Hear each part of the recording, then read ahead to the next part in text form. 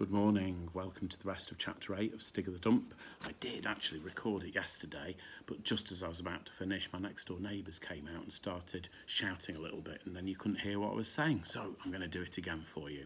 Now, if we remember, Barney and Lou are just riding the pony, and something strange has happened. They're not too sure where they are. Barney, gasped Lou, clinging to her brother more tightly than she had ever done before. We're dreaming all this, really. You may be, I'm not, Barney shouted against the wind, and twined his fingers more deeply in the pony's mane. They were galloping up a little valley between clumps of bramble and taller bushes. There was no sound of barking from Dinah. Suddenly, there in the moonlight was the dog, lying stretched out on the turf right in front of them. The pony slowed and swerved. The children fell off in a tangle of limbs onto the soft turf that smelt of wild thyme, and the pony trotted off casually to get his breath back. Of the stag, there was no sign. Barney and Lou sorted themselves out. Lou tried to stand up, but her legs felt woolly after using them to cling on with for so long, so she sat down again. Well, Dinah, she said to the dog, where's the stag, eh? Couldn't catch it, I suppose. Never mind, you're not a staghound, are you, eh, Dinah? Then she turned to Barney. Barney, if we're not dreaming all this, where are we? Don't know, replied Barney. Let's go on just a little bit more and maybe we'll see. There was a line of beech trees at the top of the little valley, and Barney felt there must be something the other side of them. He scrambled up the slope, went between the dark trunks, and beyond them was nothing. It was like flying. Smooth turf sloped down steeply under his feet, and far below the land was spread out like a map. Lou, he called, look where we are. They realised they were standing on the edge of the North Downs, a place they knew well enough, and the moon made everything as clear as day. And yet the more they looked, the stranger it was. There should have been pylons striding over the land, carrying electric cables. There should have been squares of orchard, hop gardens, villages and churches. There should have been cement works in the distance by the river. And where was the tall television mast with the red light on top? They could see nothing but forest and heath over the whole floor of the valley, and out of the night, strange animal noises came up to them.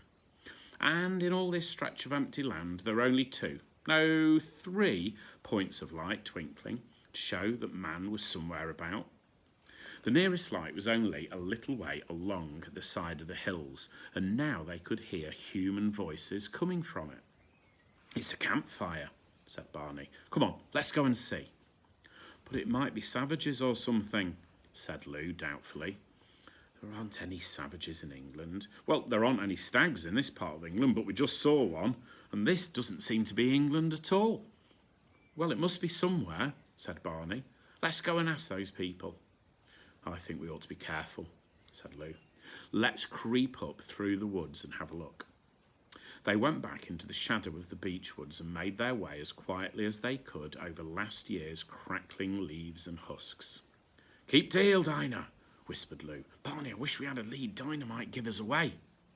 I've got some string in my pocket, I think, said Barney, and he rummaged in his pockets and found a coil of hairy string he had taken from a runner bean that seemed to have finished with it. They tied it onto Dinah's collar and went cautiously on. Soon the sound of the camps were quite near, and they could see the red firelight flickering through the black beech trunks. Sounds as if they're having a party, said Lou. Listen, music. That's not music, said Barney. Well, it's jazz or something, or one of those skiffle groups. Skiffle is like an old type of music that was around about in the 1950s. Anyway, as they moved towards the firelight, keeping to the shadows, the noises were so loud that they did not have to worry about keeping quiet themselves. They reached the last beech tree of the wood, a giant with thick roots coiling into the chalky soil and broad boughs spreading out towards the slope on which the camp stood. What are you doing, Barney? Hissed Lou, as Barney started scrambling on to one of the spreading branches. I'm going to climb this tree so I can see. So am I then. Oh, what about Dinah? You can't bring her up. I'll tie her up here, said Lou. Lie down, Dinah. Be quiet. There's a good dog. Now they climbed from limb to limb of the great beech tree until they got to a thick bough that grew out straight towards the firelight. Barney sat astride it and inched himself along until he reached a fork far out over the bushes and brambles that straggled along the edge of the wood. They had a perfect view of the camp, or was it a camp? There were beehive huts made of poles planted in the ground, tied together at the top and thatched with straw and rushes. In an open space there was quite a crowd of people gathered round the fire. None of them seemed to be wearing much more than Lou and Barney. All of them seemed to have a lot of wild black hair, except for a few grey and white heads. The older ones were sitting, lying, or squatting around. Toddlers were tumbling or sleeping in the dust. Boys and girls were chasing each other around the outside of the crowd or teasing fierce-looking dogs. The noise that was something like music came mostly from a group in the middle of the crowd near the fire. There were 4 figures in the group. One was holding half the jawbone of a large animal and running another longer bone up and down the teeth, making a scratchy rhythm. Another had a hollow log which he was hitting with 2 wooden clubs, and the third was the singer.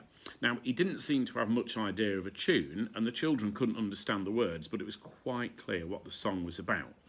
One moment, the singer was a deer, grazing peacefully and then looking anxiously about. Then he was a hunter, stalking his prey with spear poised.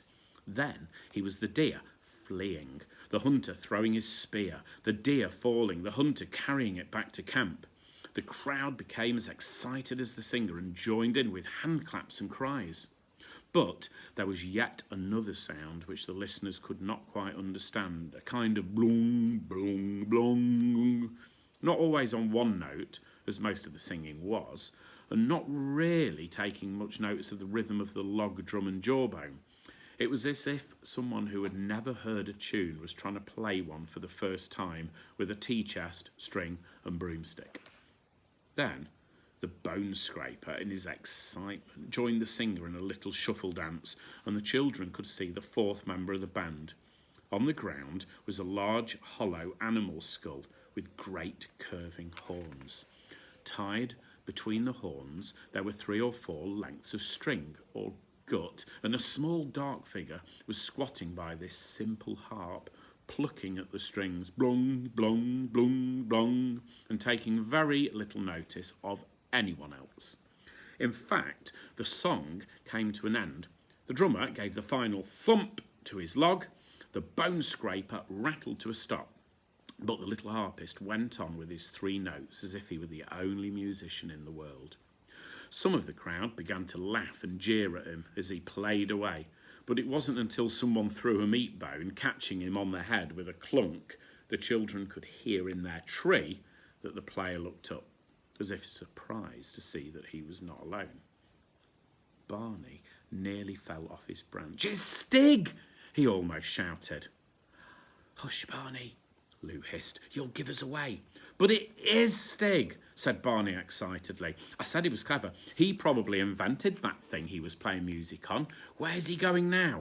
For the little figure Barney said was Stig was rather sulkily walking away from the campfire towards the trees.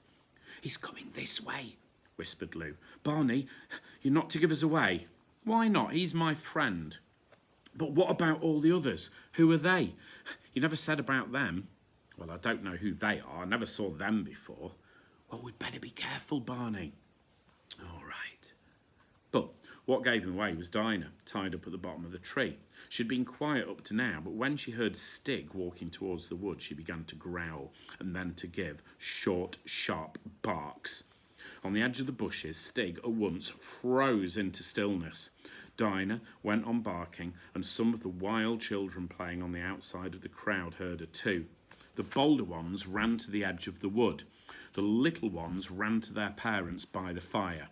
Soon, a number of alarmed elders, snatching up spears and clubs, were making for the woods and the sound of Dinah's bark. Lou and Barney clung to their high branch like squirrels, not daring to move. They could see the strange people on the edge of the wood, wondering at the unusual sound of a spaniel's bark, and then at last plucking up courage to advance into darkness of the bushes and the beech forest, holding their weapons at the ready. Dinah's barking became more and more frantic as she heard the rustling of bodies through the bushes all round and the crackling and snapping of footsteps. Under cover of the noise, Barney whispered, "Lou, we've got to escape." "How can we?" breathed Lou. "Look where that bough goes." Barney pointed in the moonlight. The limb they were on stuck out into nothingness, but one of its branches went across to another long limb, and this one stretched out and rubbed shoulders with another great beech tree. If they climbed over into the other tree, Barney thought they could escape. "We can go across there," he whispered. Come on, while they're making all this noise." Lou's face seemed to go pale. "Oh, Barney, we can't, and they'll find Dinah anyhow." "Well, I'm going to try, then perhaps we can rescue Dinah." He inched himself backwards along the limb they were sitting on until he reached the branch that grew crosswise. When he came to it, he wondered what to do. It was too thin to sit astride, so he decided to hang underneath it like a sloth by his hands and legs. Upside down like this, he crawled through the empty air between the two big limbs. By bending his head right back, he had an upside-down view of the floor of the forest, patched with moonlight, and right beneath him was a wild hunter, the tip of his spear pointing skywards, but looking at the ground. Barney hung without moving until the man had passed on, then moved as quickly and as quietly as he could to where the branch passed over the other great limb. Here he got himself right way up on the bough again. His heart was thumping and his legs felt quivery, but at least he was safer for a little while. But now he had to go outward to where the two trees shook hands high in the air. He worked his way forward. As he went, the boughs became thinner and swayed more. At last he was where the trees met, where the branches crossed their movement in the wind, had rubbed a great dry scar, and nothing he could do would stop a loud creak coming from this rubbing place every time he moved. "I must get over onto the other tree," he thought. As quickly as he dared, he turned round so as to go backwards down the new branch. Let go of the branch he had just come up, and crack! It was a dead branch. Barney fell through nothing, then struck a flat, leafy branch below, slid outwards from this onto a low one, crashed through, and fell the last few feet onto the soft forest floor. And that's the end of that chapter. We shall move on to chapter 9 next week. See you later, guys. Hope you're all well. Bye-bye.